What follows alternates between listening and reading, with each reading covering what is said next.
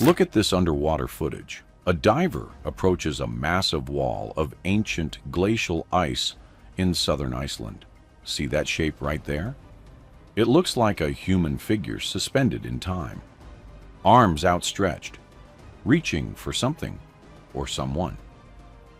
Trouble is, every now and then someone disappears. What happened to him? Well, everybody knows what happened to him. Geological surveys confirmed the section of ice had been frozen solid for over 400 years.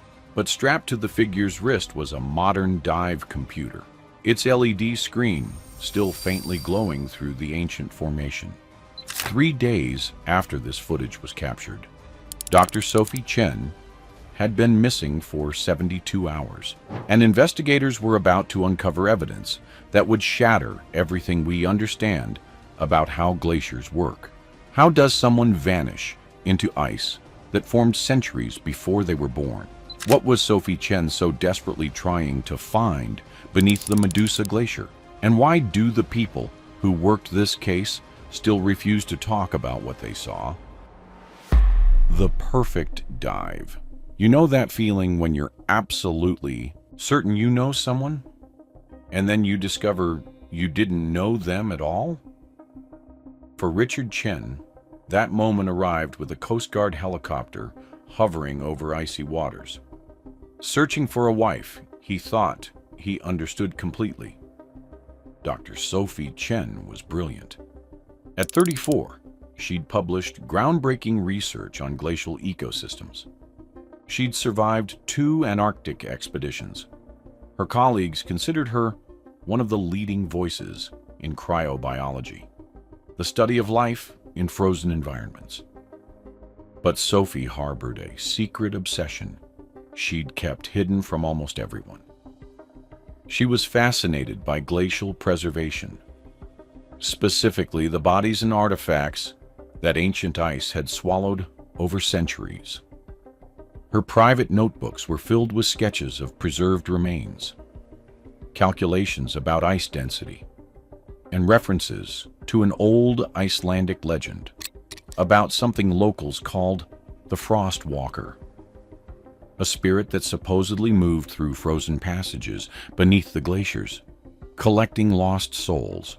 The morning of August 17th, 2021 started with perfect conditions. Clear skies, calm seas, water temperature around 38 degrees. Sophie logged a solo dive to document microbial life beneath the Medusa ice shelf. Maximum depth of 160 feet. Planned duration of 45 minutes. She'd done this hundreds of times before. Her research vessel had GPS tracking, emergency beacons, a dive computer that transmitted her depth and air supply to a surface monitor in real time. Everything was routine. Everything was normal. Until it wasn't. At 12:15, her dive partner found the vessel anchored exactly where she'd left it. Engine off, gear bag on deck, a half-finished cup of coffee still lukewarm in the holder. But Sophie was gone. But here's the catch. The dive computer showed something that made his blood run cold. Sophie had descended to 212 feet, far deeper than her planned dive. Her last recorded depth reading came at 11:47. Then the signal simply stopped. Not gradually, like a dying battery. It just cut out. As if something had severed the connection entirely. The search began within 30 minutes. Up west towards the glacier, Sheila. No one's ever tried this in the winter, so there's a lot of uncertainty about what to expect. Coast Guard helicopters scoured the waters. Rescue divers explored underwater passages. They found Sophie's dive knife at 190 feet. They found a sample bag floating in an underwater chamber. They didn't find Sophie. And what the rescue teams would discover over the next 3 days would turn a tragic accident into something far more sinister, something that still haunts investigators to this day. If stories like this keep you up at night, make sure to hit subscribe, because we're just getting started. The secret partner, Detective Anna Christian's daughter, took over the investigation on August 21st. 15 years of experience, known for her methodical approach and her refusal to accept easy answers. From the moment she saw that underwater footage, she knew something was deeply wrong. She started with the obvious suspect, the husband. Richard Chen was cooperative, devastated, willing to share everything, phone records, work schedules, financial information. He submitted to a polygraph. He answered every question, no matter how painful. But here's the catch. The detectives' team discovered something Richard hadn't known about. In the weeks before her disappearance, Sophie had been making encrypted phone calls, 11 calls, over 3 weeks to an unlisted number in northern Iceland, always late at night when Richard was asleep. Each call lasting between 15 and 30 minutes. This changes everything about who Sophie really was. The number traced back to Christian Paulsen, a 58-year-old former glacial geologist, dismissed from the University of Iceland 12 years earlier for unethical research practices. Rumors said he'd been conducting unauthorized excavations in protected zones, possibly disturbing preserved remains. When police arrived at Paulsen's remote cabin, they found specialized ice drilling equipment, underwater excavation tools, detailed maps of the Medusa Glacier marked with strange symbols. But Paulsen was gone. His truck in the driveway, cabin unlocked, a half-eaten meal on the table, as if he'd vanished mid-morning. Inside, investigators found 3 decades of obsessive documentation. Paulsen called them glacial temporal anomalies. He'd tracked disappearances near glaciers throughout Iceland's history, dating back centuries. He believed certain formations contained frozen passages, spaces where time didn't function normally, where ice could preserve things in ways that defied physics. His most recent journal entry mentioned Sophie by name. She'd contacted him 6 weeks earlier, read his published papers, wanted to know more about his theories. They'd been planning what Paulsen called a controlled experiment. One entry read, "She understands what others couldn't. The ice doesn't just preserve the past. Sometimes it collects the present." Richard had been hiding something too. 3 weeks before Sophie disappeared, he'd hired a private security firm. He suspected an affair. The firm's report showed Sophie meeting Paulsen at parks, coffee shops, and a marine supply warehouse, loading equipment into her research vessel, industrial-grade ice-melting tools, underwater excavation gear. Sophie had spent nearly $40,000 on specialized equipment, maxed out 3 credit cards, taken out a $15,000 loan, all hidden from Richard through a P.O. box under a false name. Here's the thing about obsession. It doesn't announce itself dramatically. It creeps in slowly, disguising itself as passion, as dedication. Sophie had been planning something for months, and everyone around her missed the signs. The footage. Nobody was prepared to see. On August 29th, a fishing crew made a grim discovery. Christian Paulsen's body floating in open water, 40 miles off the coast, dead for approximately 5 days. That meant he died around August 24th, exactly 1 week after Sophie vanished. Cause of death was drowning. But the medical examiner found something unusual. Paulsen had severe frostbite on his hands and face. Injuries at least 48 hours old. That kind of damage meant prolonged exposure to extreme cold, far colder than any natural water temperature. Inside his equipment vest was a waterproof camera. The footage on it would change everything. The video began with Palsen and Sophie gearing up on her research vessel. The timestamp read August 17th at 9:15 in the morning. Nearly 2 hours before Sophie's official log said she'd entered the water alone. This changes everything about what really happened that day. Sophie spoke directly into the camera. This is documentation of Expedition Frostwalker Phase 1.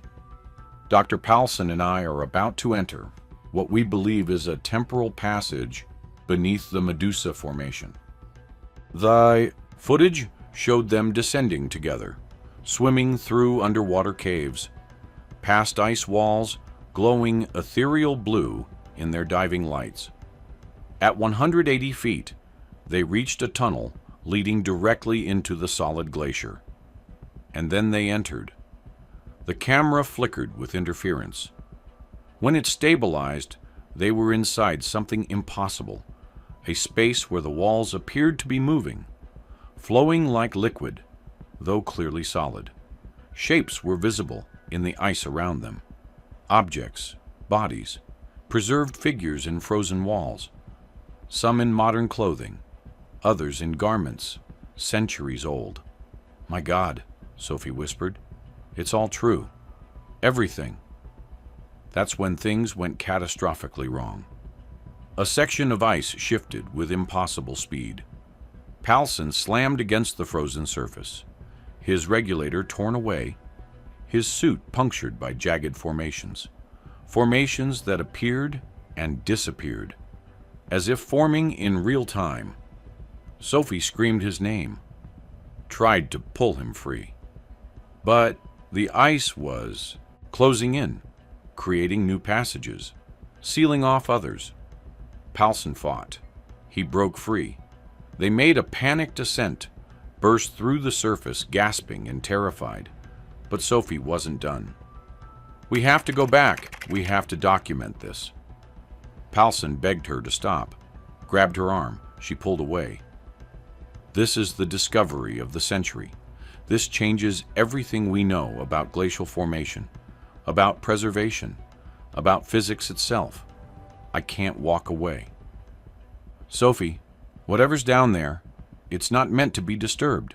That ice is actively collecting things, pulling them in. Then I'll be the first to document it properly. Science requires sacrifice, Christian. You taught me that." The footage showed Sophie checking her dive computer, putting her regulator in her mouth, rolling backward off the boat. Palsen, too injured to follow, watched helplessly. The timestamp on that final frame read 11:12. 35 minutes before Sophie's last depth reading. 35 minutes before she vanished into ice frozen for 400 years. What the ice keeps. The investigation closed on October 3rd, 2021. Sophie's death was ruled a diving accident, compounded by reckless scientific experimentation.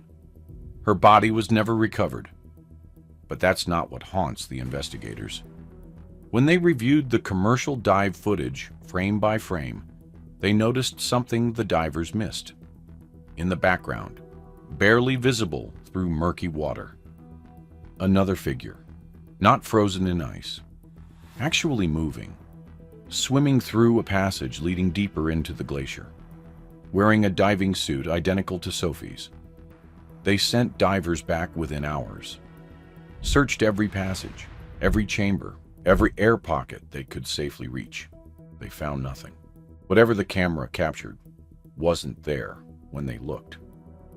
The passages are now sealed off. Restricted zone. No diving without government authorization. Dr. Helga Deer, one of the glaciologists on the case, said this: "The ice beneath that glacier isn't behaving according to normal thermodynamic principles. The formation patterns, the rate of entrapment, the preservation quality, none of it fits our models. if they found what they thought they found, we're looking at something that challenges our fundamental understanding. Richard Chen left Iceland 6 months later, moved back to Vancouver. He works with environmental organizations now, establishing safety protocols for solo research diving. But those who know him say he's never stopped searching. He still monitors glacial research publications, still reaches out to investigators with questions they can't answer, still wakes up some nights wondering if that figure in the footage could somehow be her, trapped in a labyrinth of ice that shouldn't exist, waiting to be found. Sophie believed in pushing boundaries, he said in one interview. She believed science meant going where others were afraid to go. I just wish she'd understood that some boundaries exist for a reason. The ice beneath the Medusa Glacier remains undisturbed. The passages are still there, still shifting, still keeping their secrets. Local fishermen still swear they see figures moving beneath the surface on cold mornings, shapes suspended in frozen time, reaching out toward a world they can never touch. Dr. Sophie Chen was 34 years old, a wife, a scientist, someone who chased knowledge to the very edge of what we understand, and then stepped beyond it. What do you think really happened beneath that glacier? Let us know in the comments. And if this story is still haunting you, hit subscribe, because the ice still has secrets, and we're not done exploring them.